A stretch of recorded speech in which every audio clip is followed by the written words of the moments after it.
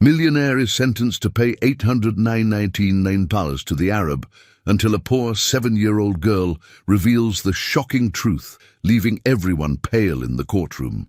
Before we unfold this emotional journey of loneliness and grief, let us know your location and subscribe for more powerful stories. The gavel's thunderous crack echoed through Manhattan's district court as Judge Harrison's voice boomed across the packed courtroom. Mr. James Whitmore, you are hereby ordered to pay $899 million in damages to Mr. Rashid Al-Mansouri within 60 days, or face immediate asset seizure. 28-year-old James Whitmore felt his world collapse. The tech billionaire who had built his empire from nothing watched helplessly as his life's work crumbled around him. His hands trembled as he gripped the defendant's table, his knuckles white with desperation.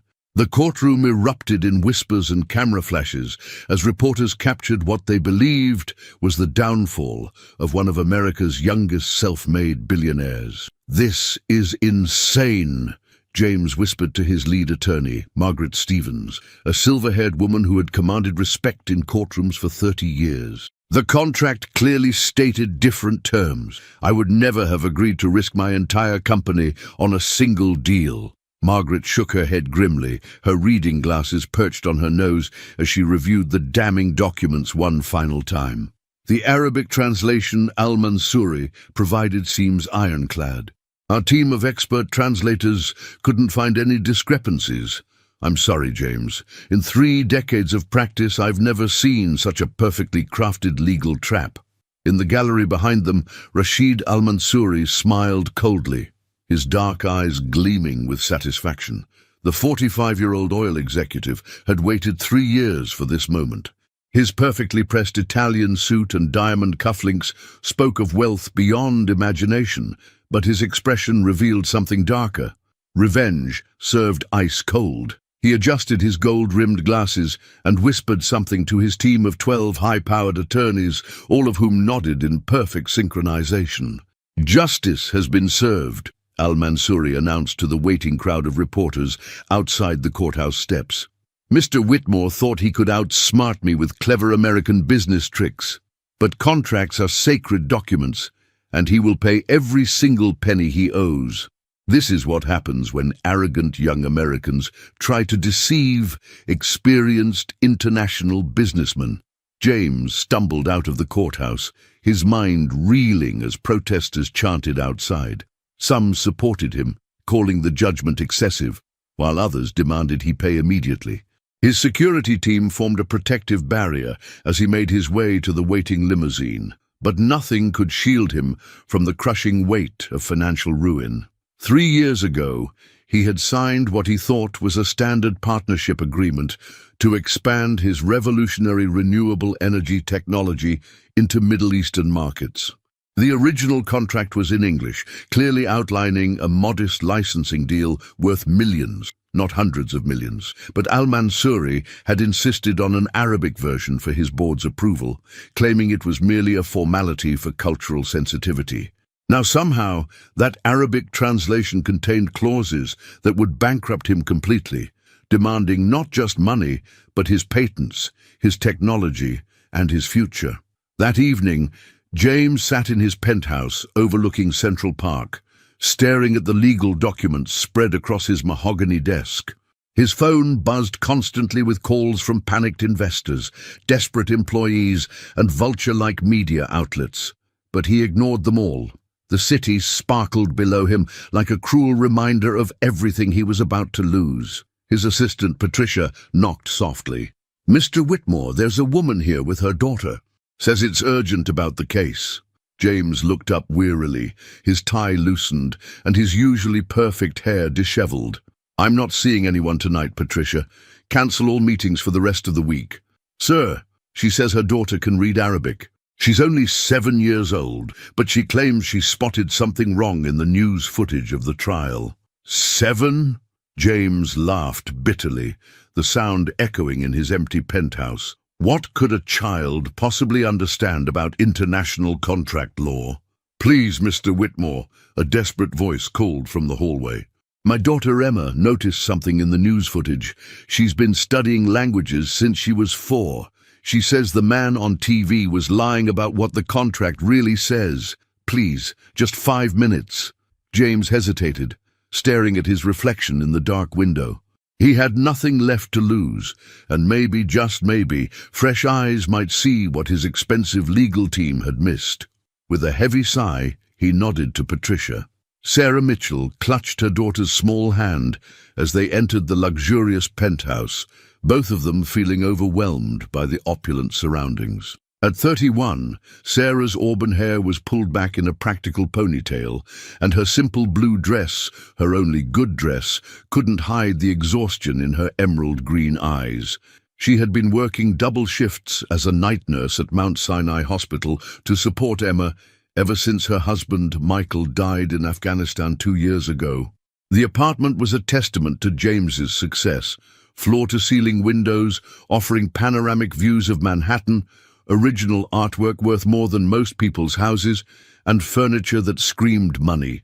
Sarah felt distinctly out of place, but Emma seemed unfazed by the luxury, her attention focused entirely on the man who needed their help. Emma Mitchell, barely tall enough to see over James's massive coffee table, had the most extraordinary violet eyes James had ever seen.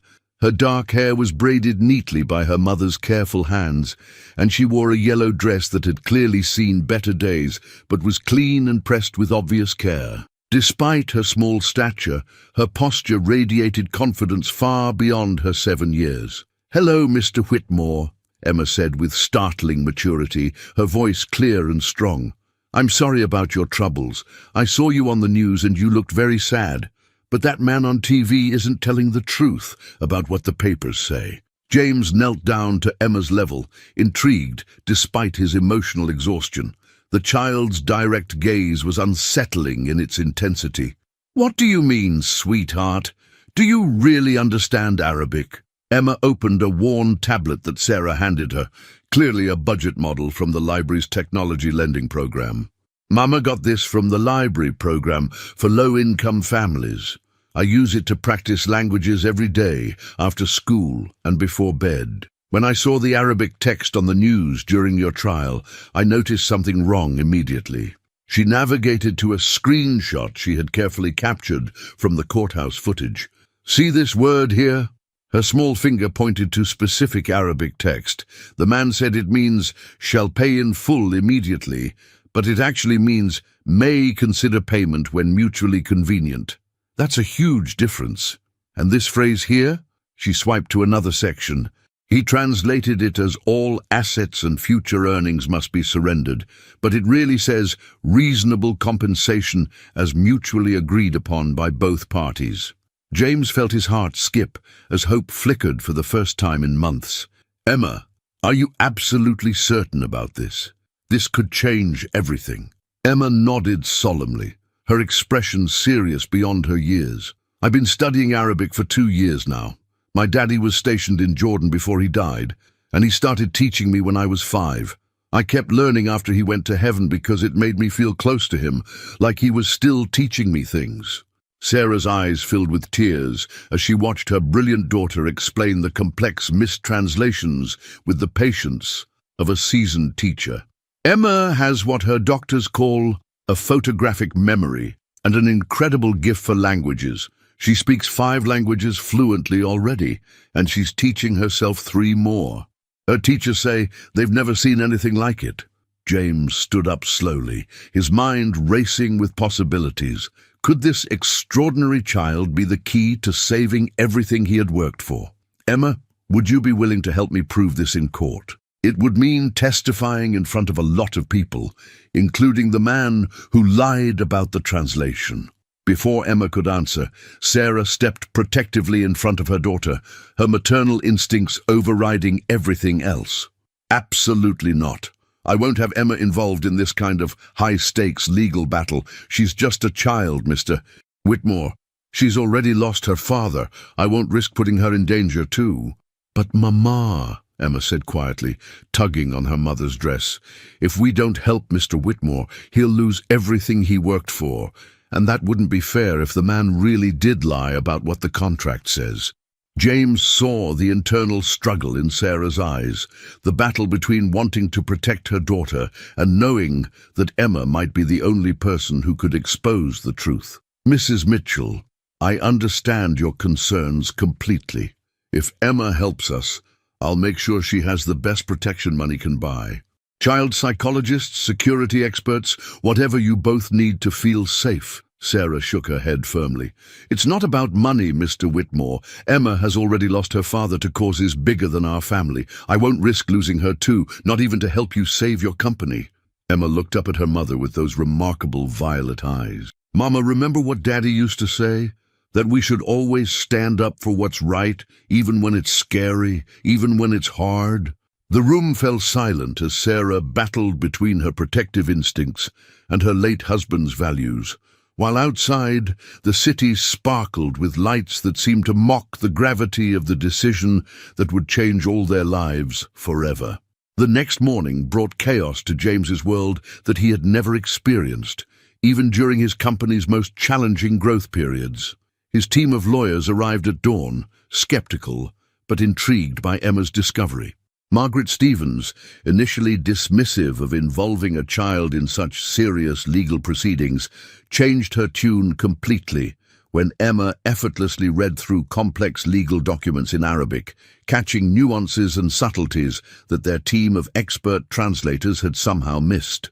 "This is absolutely unprecedented," Margaret muttered, adjusting her reading glasses as Emma explained yet another deliberate mistranslation with the patience of a university professor. "In 30 years of practicing international law, I've never seen such systematic and deliberate deception in translation work. This isn't just fraud, it's criminal conspiracy." Emma sat cross-legged on the plush carpet of James's study, completely at ease, despite being surrounded by legal papers that dwarfed her small frame. Her tablet was connected to James's large wall-mounted monitor, displaying the original Arabic contract alongside Al-Mansouri's fraudulent English translation in side-by-side comparison. The differences were staggering once pointed out by someone who truly understood both languages. "Look at this section right here," Emma pointed with the confidence of a seasoned attorney, her small finger tracing the Arabic text. "Mr. Al-Mansouri told the judge that this clause requires Mr. Whitmore to surrender all his patents and intellectual property immediately upon any contract dispute. But what it actually says is that he would share technological insights for mutual benefit during the partnership. That's completely different. One makes Mr. Whitmore a partner, the other makes him a slave." James felt hope stirring in his chest for the first time in months, mixed with growing anger at the elaborate deception that had nearly destroyed his life. "Emma, you're absolutely brilliant. How is it possible that our team of expensive translators, people with decades of experience, missed these obvious discrepancies?" Emma's expression grew serious beyond her years, and she looked directly at James with uncomfortable honesty. "I think maybe they weren't really trying to find the truth, Mr. Whitmore. Sometimes grown-ups see what they expect to see, or what someone pays them to see, but I don't have any reason to lie about what these words mean." Sarah had been quietly observing from the corner of the room, still wearing her nursing scrubs from her night shift at the hospital. Dark circles under her eyes testified to her exhaustion, but her attention was completely focused on her daughter's remarkable performance. "Emma, sweetheart, we need to discuss this as a family before we go any further. This is much bigger than just helping someone with their problems." But before they could continue their family discussion, James's assistant Patricia rushed into the study, her usually composed demeanor cracked with obvious panic. "Mr. Whitmore, Al-Mansouri's legal team is requesting an immediate emergency meeting. They say they have new evidence that will seal the case permanently and prevent any appeals." Margaret's phone buzzed insistently with an urgent message from the courthouse. She read it quickly, her experienced face darkening with each word. "James, this is worse than we thought. They've filed for expedited asset seizure with the court. They want to start claiming your properties, your patents, and your company assets tomorrow morning. They're not giving you the full 60 days the judge granted." Emma stood up abruptly from her place on the floor, her small hands clenched into fists with righteous indignation. "That's not fair. They're cheating, and now they're trying to cheat even more." "Welcome to the real world, sweetheart," James said sadly, his brief moment of hope fading as reality crashed back down on him. "Sometimes the bad guys win, especially when they have more money and more lawyers than you do." "No," Emma said firmly, her voice carrying a steel determination that startled everyone in the room. "My daddy didn't die protecting our country so that liars could steal from good people. We have to fight this, and we have to win." Sarah knelt beside her daughter, torn between overwhelming pride at Emma's courage and paralyzing fear for her safety. "Emma, fighting isn't always the answer. Sometimes walking away is the smartest thing to do. But telling the truth is always the right thing to do," Emma replied, looking directly into her mother's eyes with wisdom that seemed impossible in someone so young. "And Mr. Whitmore needs someone who can tell the truth in Arabic. I can do that, Mama. I can help save his company and all the people who work for him and their families too." James watched the exchange between mother and daughter, seeing Sarah's internal battle played out on her expressive face. He understood her fear completely.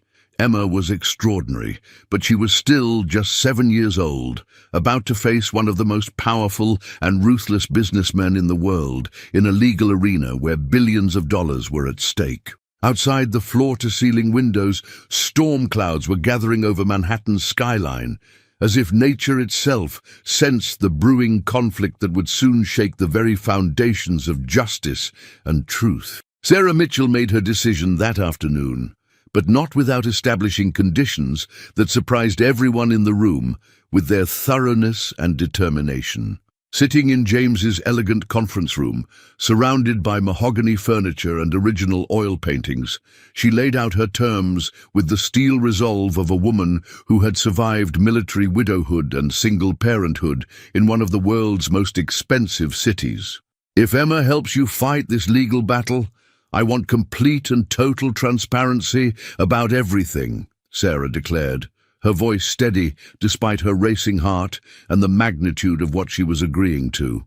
"No secrets, no hiding her from media attention if this goes public, and absolutely no putting her in any situation where she could be physically or emotionally threatened or intimidated." James nodded immediately, recognizing the wisdom in her demands. "Agreed completely. What else do you need from me?" Emma's education and normal life continue without interruption. She attends her regular public school, keeps her after-school tutoring program, maintains her routine. This legal case doesn't consume her childhood or change who she is as a person.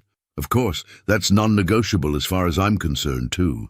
Emma, who had been listening intently while coloring in a legal pad with crayons that James's assistant had found for her, suddenly looked up and spoke with characteristic directness. "I have conditions too, and they're important."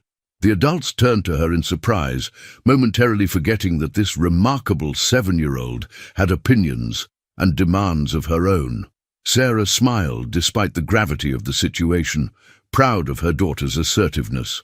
"Okay, honey. What are your conditions? If we prove that Mr. Al-Mansouri lied to the judge and tried to steal Mr.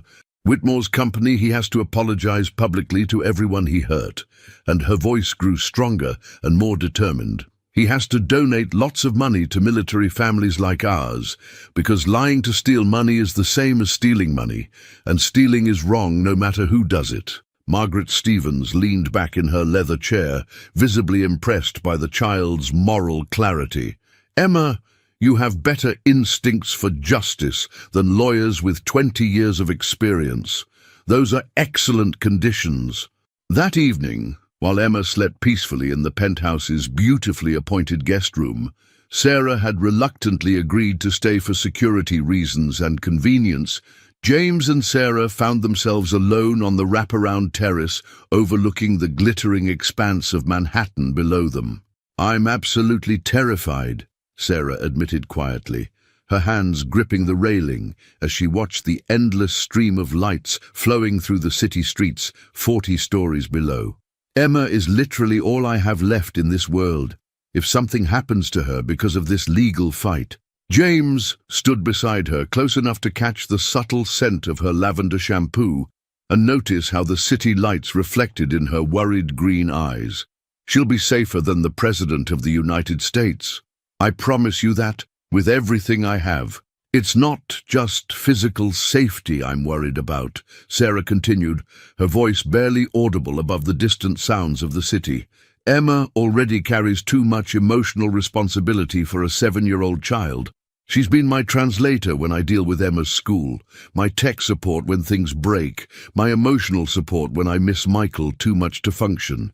Now she's trying to save your entire company and everyone who works for you. When does she get to just be a normal kid who worries about toys and cartoons? James felt a pang of guilt he hadn't expected, recognizing the burden they were about to place on someone so young. We can stop this right now if you want. I'll find another way to fight this, or I'll just accept defeat and start over. Sarah shook her head firmly. No, Emma's right about this being bigger than money or business. If Al-Mansuri gets away with this kind of elaborate fraud, how many other people will he destroy the same way? How many other families will lose everything because someone with power decided to lie? They stood in comfortable silence for several minutes before James asked gently, "Tell me about Michael. What kind of man was he?" Sarah's face softened with a mixture of love, memory, and persistent pain.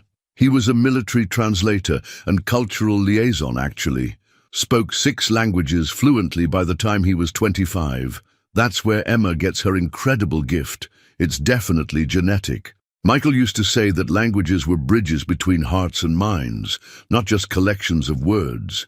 He believed that understanding each other was the key to peace.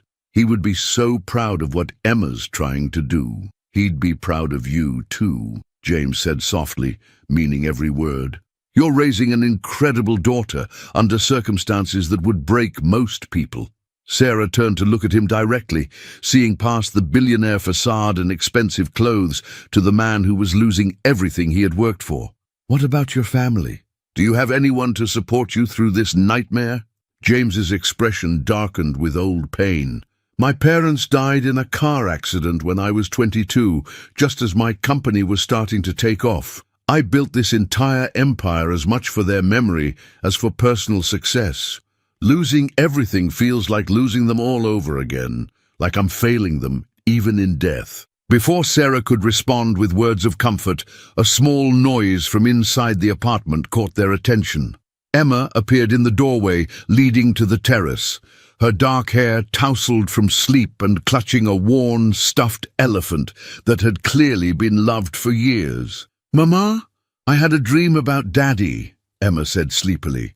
"He said we're doing the right thing by helping Mr. Whitmore, but we need to be very, very careful because the bad man has dangerous friends who don't want the truth to come out." Sarah and James exchanged meaningful glances, both wondering how much of Emma's wisdom came from dreams and how much from a 7-year-old's remarkable intuition about the dangerous game they were about to play. The revelation came at exactly 6:17 a.m., when Emma woke up screaming, her voice echoing through the quiet penthouse like a siren. Sarah rushed to her daughter's bedside in the luxurious guest room, her heart pounding as she found Emma sitting bolt upright in the king-sized bed, her violet eyes wide with fear and sudden, terrible realization. "Mama, I remember where I've seen the bad man before," Emma exclaimed, her small body trembling with the force of the memory that had jolted her from sleep. "I know who he is." James appeared in the doorway within seconds, still in his silk pajamas but fully alert, alarmed by the commotion and the obvious terror in Emma's voice. "What's wrong? What happened?" "The night after Daddy's funeral," Emma continued, her voice barely above a whisper as the terrible memory crystallized in her photographic mind. "There was a man at the memorial reception.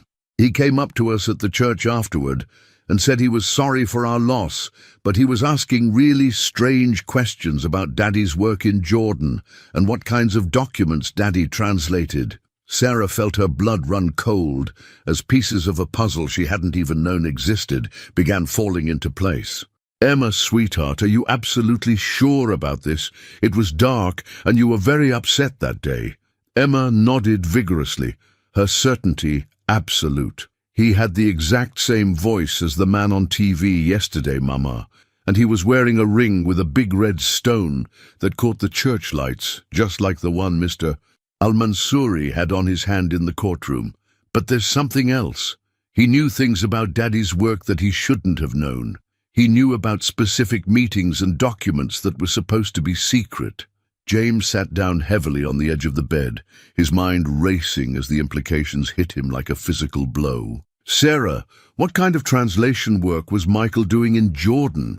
Do you have any details about his assignments?" "Standard military interpretation and cultural liaison work," Sarah replied, but her voice carried new uncertainty as she tried to remember details she had never questioned before. "Contract negotiations, diplomatic meetings, document translation. He never talked about specifics because he said most of it was classified military information. I never pushed him for details because I respected his commitment to security." Emma grabbed her tablet from the bedside table and quickly navigated to news footage of the trial with the practiced efficiency of someone far older. When Al-Mansouri's face appeared on the screen in high definition, she pointed with absolute certainty. "That's him. That's definitely the man who talked to us at Daddy's funeral. He knew things about Daddy's work that made me uncomfortable even then, but I was too sad to really think about it."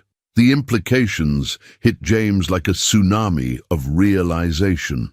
"Sarah, what if this entire legal case isn't about business fraud at all? What if Al-Mansouri targeted me specifically because of something Michael discovered or translated while he was stationed overseas?" Before Sarah could respond, Margaret Stevens called with information that would change everything they thought they knew about their situation. James put the call on speaker so Sarah and Emma could hear the urgent update.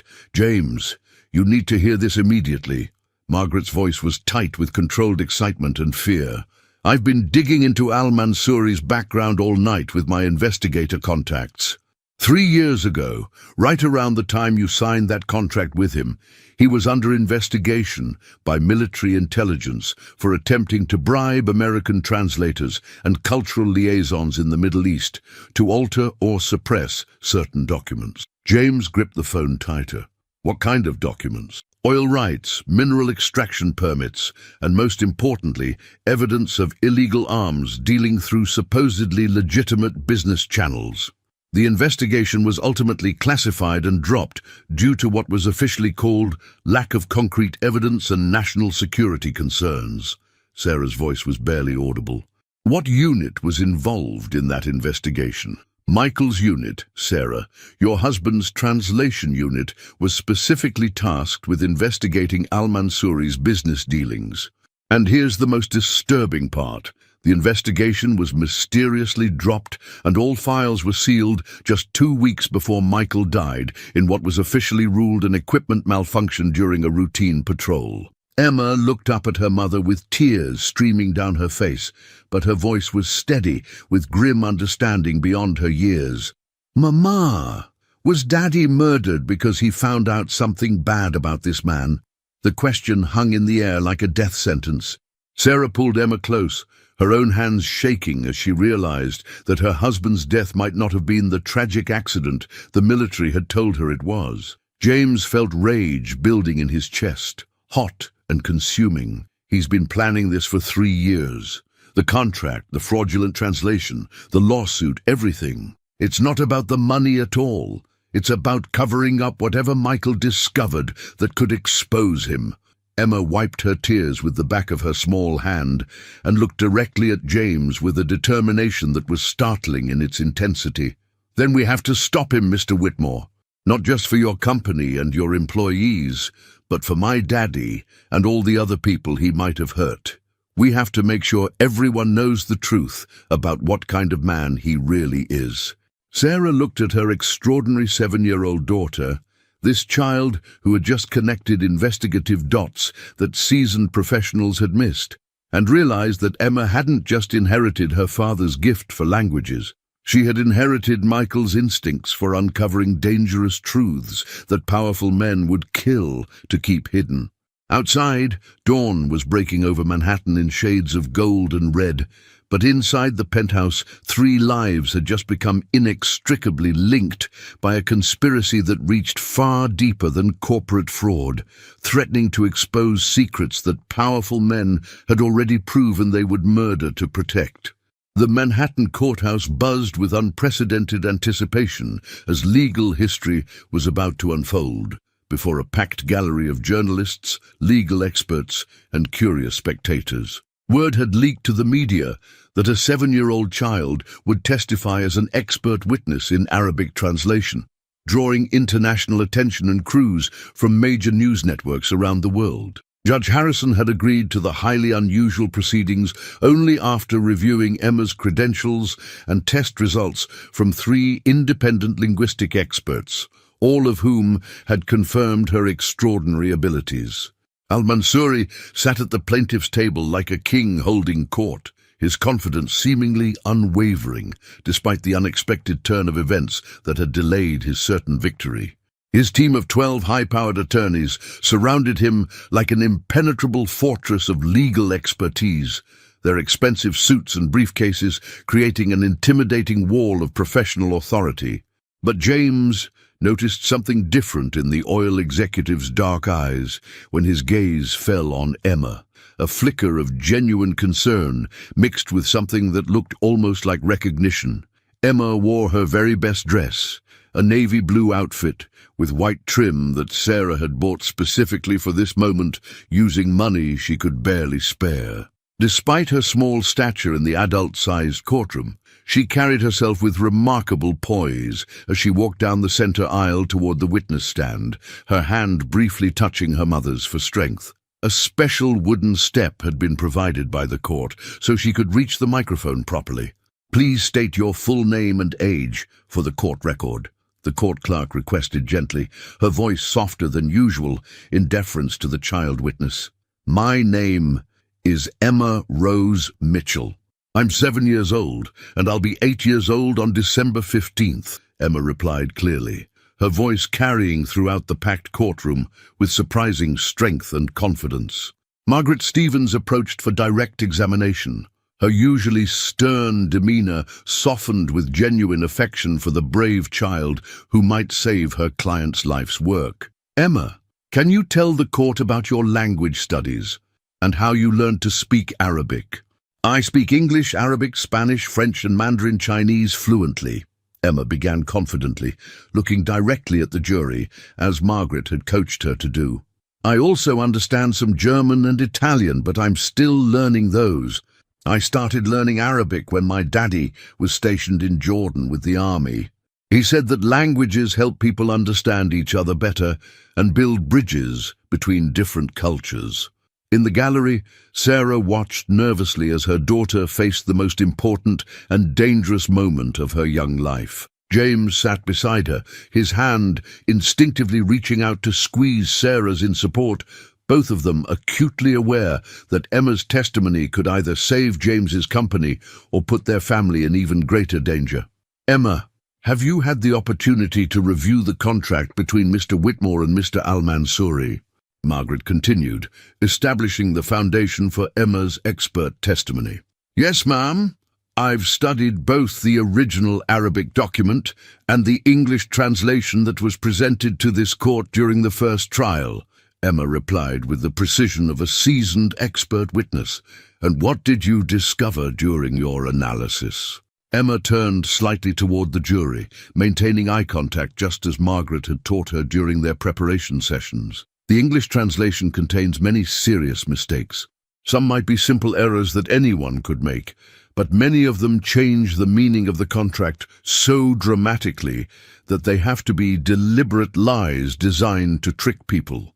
Al-Mansouri's lead attorney, David Chen, A sharp-featured man, known throughout New York for his aggressive cross-examination tactics, stood up immediately. "Objection, Your Honor. This child cannot possibly understand the complex legal implications of sophisticated international contractual language. This is a courtroom, not an elementary school show-and-tell session." Judge Harrison looked down at Emma thoughtfully, his expression serious but kind. "Emma, do you understand the difference between accidental mistakes in translation and deliberate lies intended to deceive someone?" "Yes, sir," Emma replied without hesitation. "If I accidentally say dog when I mean cat, that's just a mistake that anyone could make. But if I say dog when I know it's really a cat and I want to trick someone into believing something that isn't true, that's a lie. And lying in court is especially wrong because it hurts innocent people." A ripple of appreciative laughter went through the courtroom at Emma's simple but profound explanation. Judge Harrison nodded approvingly, clearly impressed by the child's moral clarity. "Objection overruled. Continue, Mrs. Stevens." For the next hour, Emma methodically dismantled al-Mansouri's fraudulent translation with the precision of a master craftsman and the honesty of a child who simply wanted to tell the truth. Her small finger traced Arabic text displayed on the courtroom's large screen, while she explained each discrepancy with patient detail. "This word right here," Emma pointed to a crucial section, her voice growing stronger with confidence, was translated as "must surrender all assets and patents immediately upon any dispute." But in Arabic, what it actually says is, "should consider fair compensation and technology sharing over a reasonable time frame." That's not just different, it's the complete opposite meaning. James watched in amazement as his 7-year-old savior calmly exposed years of calculated deception with the thoroughness of a professional investigator. But what struck him most deeply was watching Sarah's face, the incredible mixture of pride and terror as her daughter stood alone against one of the most powerful and dangerous men in international business. When Margaret finished her direct examination, David Chen approached Emma for cross-examination, his expression predatory despite the fact that he was facing a child. The courtroom fell silent as everyone waited to see how he would handle questioning someone so young. "Emma, isn't it possible that you've made mistakes in your translation? After all, you're only 7 years old, and even adult experts sometimes disagree about complex language," Chen began, his tone condescending. Emma looked at him steadily, unflinching under his intimidating stare. "Yes, sir. It's always possible that anyone can make mistakes. That's exactly why I checked my work 3 different times and asked 2 other Arabic speakers to verify every single translation I made. They both agreed with me completely that Mr. al-Mansouri's translation was full of lies." Chen's confidence faltered slightly as murmurs of approval rippled through the gallery. "But you've never worked as a professional translator, have you? You have no formal training or certification." "No, sir. I haven't worked as a professional translator," Emma agreed calmly, "but I know the difference between truth and lies. And Mr. al-Mansouri's translation is full of lies that were designed to steal everything Mr. Whitmore worked for." The courtroom fell completely silent as Emma's words hung in the air with the weight of absolute truth. Al-Mansouri shifted uncomfortably in his chair, his mask of confidence finally beginning to crack as he realized that a 7-year-old girl with an extraordinary gift and an unshakable moral compass might be about to destroy everything he had worked 3 years to steal. Chen continued his aggressive cross-examination, clearly frustrated by Emma's unshakable honesty. "Emma, you claim Mr. al-Mansouri deliberately lied. But isn't it possible these are simply cultural differences in interpretation?" Emma tilted her head thoughtfully. "No, sir. When someone says red in Arabic but translates it as blue in English, that's not culture, that's lying. Words have meanings, and Mr. al-Mansouri changed those meanings on purpose." The courtroom erupted in whispers as Emma's simple analogy resonated with the jury. Judge Harrison called for order, but the damage to al-Mansouri's case was visible on every face. "Your Honor," Chen said desperately. "I move to have this child's testimony stricken. She's clearly been coached to say these things." Emma spoke up before anyone could object. "Nobody told me what to say, sir. My mama always taught me to tell the truth, even when it's scary. And the truth is that Mr. Al-Mansouri lied about what these papers say." Margaret seized the moment. "Emma, can you show the court one more example of these alleged mistranslations?" Emma nodded and pointed to the screen. "This section here says in Arabic, 'Partnership dissolves amicably with shared benefits.' But Mr. Al-Mansouri told everyone it means immediate forfeiture of all business interests. Those are opposite meanings." Al-Mansouri suddenly stood up, his composure finally cracking. "This is ridiculous. You're letting a child destroy my reputation." "Mr. Al-Mansouri, sit down," Judge Harrison commanded sternly. "You'll have your chance to respond." But Al-Mansouri's outburst had revealed his desperation to everyone in the courtroom. James watched as the man who had nearly destroyed his life began to unravel before their eyes. Emma continued calmly. "There are 17 major mistranslations in the document. Each one benefits Mr. Al-Mansouri and hurts Mr. Whitmore. That can't be an accident." The jury foreman leaned forward, clearly captivated by Emma's testimony. Sarah gripped James's hand tighter, amazed by her daughter's courage under such intense pressure. Chen made one last attempt. "Emma, what if I told you that our Arabic experts disagree with your interpretation?" Emma looked at him with innocent directness. "Then they're either wrong or they're lying too. But the words say what they say, and I'm telling the truth about what they mean." The simplicity and honesty of her response silenced the courtroom. Even Chen seemed at a loss for how to challenge such straightforward integrity. Margaret concluded, "No further questions, Your Honor." As Emma stepped down from the witness stand, Al-Mansouri's legal team huddled frantically. Their carefully constructed case was crumbling under the weight of a 7-year-old's unwavering honesty. Judge Harrison called for a brief recess, and as the courtroom emptied, Al-Mansouri approached James with barely controlled fury. "You think you've won? This isn't over." James stood protectively near Sarah and Emma. "The truth has a way of coming out, doesn't it? Some truths are dangerous," Al-Mansouri whispered menacingly before his lawyers pulled him away. Emma overheard and looked up at James. What did he mean about dangerous truths? Sarah knelt beside her daughter. "Some people don't like it when others tell the truth about bad things they've done." Emma nodded solemnly. "Like what he did to Daddy." The question hung in the air as they realized this battle was far from over. Al-Mansouri's threat suggested he would stop at nothing to protect his secrets, even if it meant silencing a brave 7-year-old and her family. James made a silent vow that he would protect Emma and Sarah no matter what it cost him. Some things were more important than money or business, like justice, truth, and the safety of the extraordinary family that had saved his life. That evening in James's penthouse, the atmosphere was tense despite their courtroom victory. Emma had exposed the fraud brilliantly, but Al-Mansouri's threatening words echoed in everyone's minds. Sarah paced nervously while Emma sat quietly with her tablet, researching something with intense concentration. "Mama, Mr. Whitmore," Emma said suddenly, "I found something important about Mr. Al-Mansouri online." James and Sarah gathered around as Emma showed them a news article from 3 years ago. "Look at this. It says here that Daddy's unit was investigating illegal weapons sales in Jordan, and Mr. Al-Mansouri's company was mentioned as a person of interest." Sarah's face went pale. "Emma, where did you find this?" "I used the library database. They have old newspaper archives. I searched for Daddy's unit and Mr. Al-Mansouri's name together." Emma's fingers flew across the tablet. "There's more. Look at this timeline." She had created a detailed chart showing dates and events. Daddy's investigation started in January.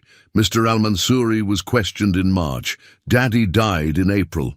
The investigation was closed in May. Then Mr. Al-Mansouri contacted Mr. Whitmore in June with the fake contract. James stared at the timeline, amazed by Emma's analytical skills. "Emma, this is incredible detective work. You're showing a clear pattern of cause and effect. It's not just detective work, Emma said seriously. It's proof that Mr. Al-Mansouri killed my daddy to stop the investigation, then tricked Mr. Whitmore to cover his tracks. Sarah sat down heavily, overwhelmed by the implications. Emma, that's a very serious accusation. We can't prove, but we can try, Emma interrupted with determination. Mr. Whitmore, do you have friends who can help us find more information about what really happened to Daddy? Before James could answer, his security chief called with urgent news. Mr. Whitmore, we've detected surveillance vehicles outside the building. Someone's been watching your penthouse since this afternoon. James felt a chill of fear. How many vehicles? 3 that we've identified. Professional operation. I recommend increasing security immediately. Emma overheard and looked at her mother with understanding beyond her years. He's trying to scare us because we're telling the truth about him. Sarah pulled Emma close, protectively. Maybe we should stop here. We've proven the contract was fraudulent. That should be enough. No, Mama, Emma said firmly. If we stop now, he'll just hurt other people. And he'll never pay for what he did to Daddy. James made a decision. Emma's right. But from now on, we do this safely. I'm hiring the best private investigators in the country to dig into Al-Mansouri's background. We'll find the truth about Michael's death legally and carefully. Margaret Stevens arrived an hour later with news from the courthouse. The judge wants to reconvene tomorrow for Al-Mansouri's response to Emma's testimony. But I'm hearing rumors that he's planning something desperate. What kind of rumors?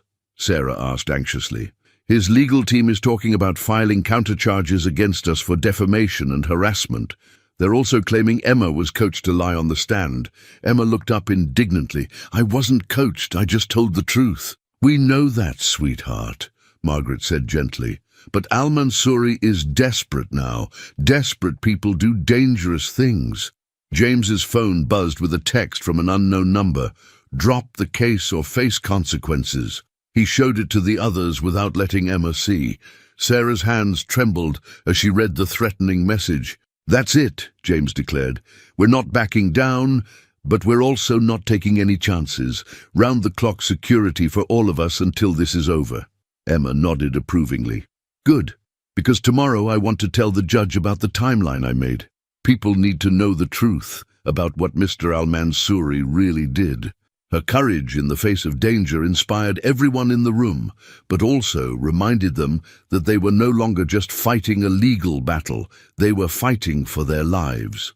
The next morning brought shocking news that changed everything. Margaret called at dawn with an urgent update that sent chills through the penthouse. James, Al-Mansouri didn't show up for court today. His lawyers filed an emergency motion claiming he's returned to the Middle East due to a family crisis, but my sources say he fled the country overnight. Sarah felt a mixture of relief and fear. Does this mean we're safe? Not necessarily, Margaret replied grimly. It could mean he's even more dangerous now. People don't usually run unless they're guilty of something much worse than contract fraud. Emma, who had been listening intently, spoke up with startling clarity.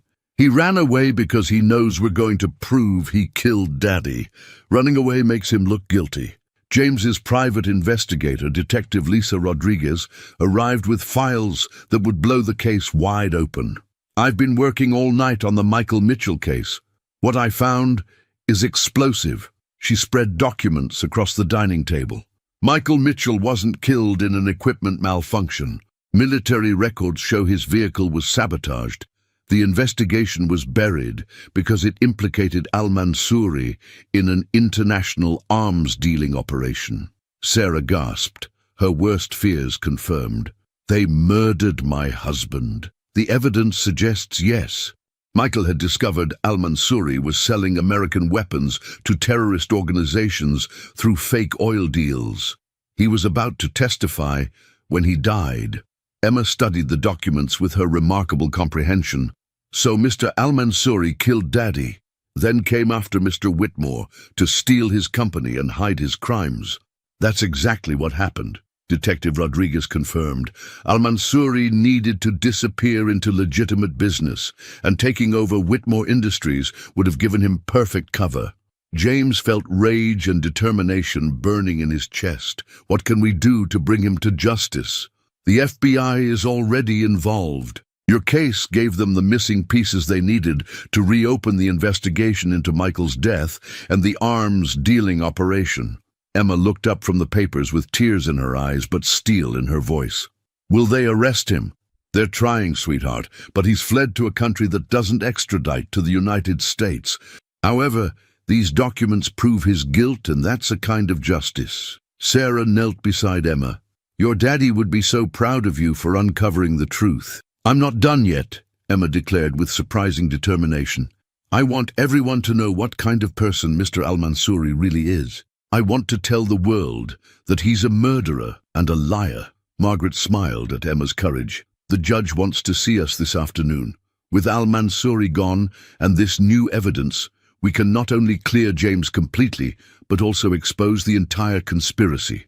That afternoon, the courtroom was packed with media as Judge Harrison reviewed the new evidence. Emma testified again, this time about her father's death and Al-Mansouri's pattern of deception. Your Honor, Emma said clearly, Mr. Al-Mansouri didn't just lie about the contract. He killed my daddy and tried to destroy Mr. Whitmore's life to cover up his crimes. That's not business, that's evil. The judge nodded gravely. Based on this evidence and Mr. Al-Mansouri's flight from jurisdiction, I'm dismissing all charges against Mr. Whitmore and ordering a full investigation into these serious allegations. As they left the courthouse, reporters surrounded them. Emma spoke into the cameras with remarkable composure. My daddy died protecting our country from bad people. Today, we made sure his sacrifice mattered. James looked at Sarah and Emma, realizing that while they had won the legal battle, they had become a family in the process. Some victories were worth more than money. They were worth everything. 3 months later, the aftermath of the Al-Mansouri scandal had transformed all their lives in ways none of them could have imagined. James's company not only survived, but thrived, as investors flocked to support the businessman who had been vindicated by a 7-year-old hero. Emma had become an international sensation, invited to speak at schools and legal conferences about the importance of truth and courage. But the most significant change was happening quietly in the penthouse where Sarah and Emma had made their temporary home permanent. What had started as a security arrangement had blossomed into something none of them had dared to hope for, a real family. Mama, do you think Mr. James likes us enough to want us to stay forever? Emma asked one evening as she worked on her homework at the kitchen island. Sarah smiled, her heart full as she watched James help Emma with her Arabic pronunciation. What do you think, sweetheart? I think he loves us, Emma said matter-of-factly, and I think you love him too. I can tell by the way you look at each other when you think I'm not watching. James overheard and walked over, his expression tender. Emma, you're the smartest 7-year-old in the world. What would you think if I asked your mama to marry me? Emma's face lit up with pure joy. I think Daddy would want Mama to be happy again, and you make her smile the way she used to smile before Daddy died. Sarah felt tears of happiness streaming down her face as James pulled out a ring box. Sarah Mitchell, you and Emma saved my life in every way that matters. Will you marry me and let me spend the rest of my life protecting and loving both of you? Yes, Sarah whispered, barely able to speak through her tears. Yes, of course. Emma clapped her hands with delight. This means I get to be in a wedding, and Mr. James will be my new daddy. The engagement ring sparkled in the evening light, but it was nothing compared to the radiance of their happiness. They had found each other through tragedy and struggle, but their love had grown from mutual respect, shared values, and the unbreakable bond of having fought for justice together. 6 months later, the wedding was held in Central Park, with Emma as the maid of honor. She wore a beautiful purple dress that matched her extraordinary eyes, and she carried a bouquet of white roses in memory of her father, Michael. In her wedding speech, Emma spoke with the wisdom that had first saved James's company. Sometimes bad things happen to good people. But if we're brave enough to tell the truth and strong enough to help each other, good things can come from bad things. My daddy is in heaven, but he sent me and Mama to Mr. James so we could all take care of each other. There wasn't a dry eye in the audience as this remarkable 8-year-old explained how love could triumph over loss, how courage could overcome fear, and how truth could defeat even the most powerful lies. As James and Sarah danced their first dance as husband and wife, Emma sat with Margaret Stevens, now her honorary grandmother, watching with satisfaction. "You did good, little lawyer," Margaret whispered. "We all did good," Emma replied with a smile that could light up the world. Above them, the stars twinkled like diamonds, and somewhere among them, Michael Mitchell looked down on his family with pride, knowing that his sacrifice had ultimately led to their greatest happiness. 1 year after the wedding, the Mitchell-Whitmore family had settled into a rhythm of love, purpose, and joy that amazed everyone who knew them. Emma, now 8 and even more brilliant than before, had started a foundation with James to help military families and children with exceptional abilities. Sarah had returned to nursing part-time at a children's hospital, finding fulfillment in helping others while being present for her family. The morning that would bring their greatest challenge yet started like any other. Emma was in the kitchen, effortlessly switching between English and Arabic as she helped James prepare for a business call with international partners. Sarah was getting ready for work, humming softly, a sound that still made James's heart skip with gratitude. Then the doorbell rang, and everything changed. 2 FBI agents stood at their door, with news that would test everything they had built together. "Mrs. Mitchell-Whitmore, we have an update on the Al-Mansouri case that you need to hear immediately." Agent Patricia Davis, a kind-faced woman with steel in her eyes, sat down with the family in their living room. "Al-Mansouri has been captured. He's being extradited to the United States to face charges for your husband's murder, arms dealing, and multiple counts of international fraud." Emma looked up from her cereal, her violet eyes serious beyond her years. "Does this mean we have to testify again?" "Yes, sweetheart. Your testimony will be crucial in putting him away forever, but this time, it's not just about business fraud, it's about justice for your father and stopping a dangerous criminal from hurting anyone else." Sarah felt a familiar surge of protective fear. Will Emma be safe? Al-Mansouri's been in hiding for over a year. He might be desperate enough to try anything. Agent Davis nodded seriously. "We're taking extraordinary security measures. This case has international implications, and we cannot afford to let anything happen to our star witness." James reached for Sarah's hand, their bond stronger than ever after months of marriage. "Whatever you need from us, we'll do it. Al-Mansouri needs to face justice for what he did to Michael and all his other victims." Emma stood up with the determination that had first impressed them all in that courtroom over a year ago. "Agent Davis, I want to testify, not because I have to, but because it's the right thing to do. My daddy died trying to stop bad people, and now I can finish what he started." Over the following weeks, Emma prepared for what would be the most important testimony of her young life. This time, she wouldn't just be exposing contract fraud, she would be helping to convict a murderer and international criminal. The night before the trial, as Emma slept peacefully in her princess-themed bedroom, James and Sarah talked quietly about how their extraordinary daughter continued to amaze them. "She's not just brilliant," Sarah whispered, watching Emma sleep. "She has Michael's sense of justice and your determination. She's going to change the world someday." "She's already changed our world," James replied, holding his wife close. "Tomorrow, she's going to change the world for a lot of other people too." And as they prepared for the biggest legal battle of their lives, the family that had been forged in crisis stood ready to face their future together. Emma had taught them all that truth was more powerful than lies, love was stronger than hate, and courage was the greatest gift anyone could possess. The trial would test all of those beliefs, but they faced it as a family, unbreakable, unafraid, and unstoppable in their pursuit of justice. The federal courthouse buzzed with international media attention as the trial of Rashid al-Mansouri began.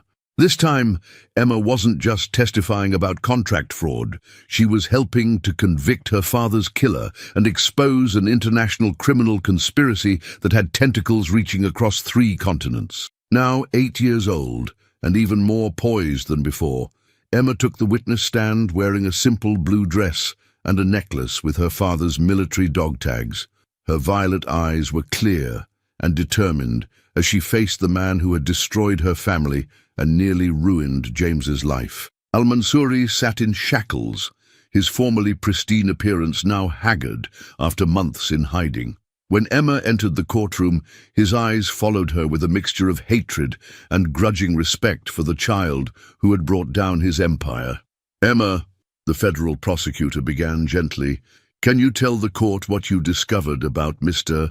Al-Mansouri's business dealings with your father's military unit?" Emma spoke clearly, her voice carrying throughout the packed courtroom. "My daddy was investigating Mr. Al-Mansouri for selling weapons to terrorists while pretending to be an oil businessman. When Daddy found proof, Mr. Al-Mansouri had him killed to keep the secret." "How do you know this?" "Because after Mr. Al-Mansouri killed Daddy, he came to America and tried to steal Mr. James's company using fake contracts. He thought if he became a big American businessman, nobody would suspect him of being a criminal. But criminals always make mistakes." Al-Mansouri's lawyer objected repeatedly, but Emma's testimony was backed by FBI evidence, military records, and international intelligence reports. Her clear, honest words painted a picture of systematic corruption and murder that left the jury visibly shaken. When Al-Mansouri's lawyer cross-examined her, Emma remained unshakable. "You're asking me if I might be wrong about what these documents say," she replied calmly. "But I'm not wrong, and deep down, you know I'm not wrong either." The trial lasted 3 weeks, but Emma's testimony was the moment everyone remembered. Video clips of the brave 8-year-old confronting her father's killer went viral around the world, inspiring children and adults alike to stand up for truth and justice. When the guilty verdict was announced, life in prison without parole for murder, plus additional sentences for arms dealing and fraud, Emma stood quietly beside James and Sarah, tears streaming down her face. "Is it over now?" she asked softly. "Yes, sweetheart," Sarah whispered, holding her daughter close. "It's finally over." Outside the courthouse, Emma spoke to the gathered reporters one last time. "My daddy always said that truth is like light. It finds a way to shine through even the darkest places. Today, we proved that no matter how rich or powerful bad people are, truth and love will always win." 5 years later, Emma Mitchell Whitmore graduated from high school at age 13, fluent in 9 languages, and accepted to Harvard Law School with a full scholarship. Her parents, James and Sarah, watched from the audience as their extraordinary daughter gave the valedictorian speech. "My story started with tragedy," Emma told her classmates and their families. "My father died, my family almost lost everything, and a powerful criminal nearly destroyed innocent people. But sometimes our worst moments lead to our greatest victories. I learned that courage isn't about not being afraid. It's about doing what's right, even when you are afraid." She paused, looking directly at James and Sarah. "I learned that families aren't just about blood. They're about choosing to love and protect each other no matter what. And I learned that one person, even a 7-year-old girl, can change the world if she's brave enough to tell the truth." The audience erupted in applause as Emma concluded, "My father gave his life defending truth and justice. Today, I promise to spend my life doing the same, because that's what families do. We finish what each other started." James wiped tears from his eyes as he watched his adopted daughter, brilliant, brave, and destined for greatness, step into a future bright with endless possibilities. Sarah squeezed his hand, their love story complete, but their adventures just beginning. Emma Mitchell Whitmore, the little girl who had saved a billionaire and brought down an international criminal, was ready to save the world. And with the love and support of her family behind her, There was no limit to what she could accomplish. Truth had triumphed, love had conquered all, and justice had prevailed, just as it always does when good people refuse to give up hope.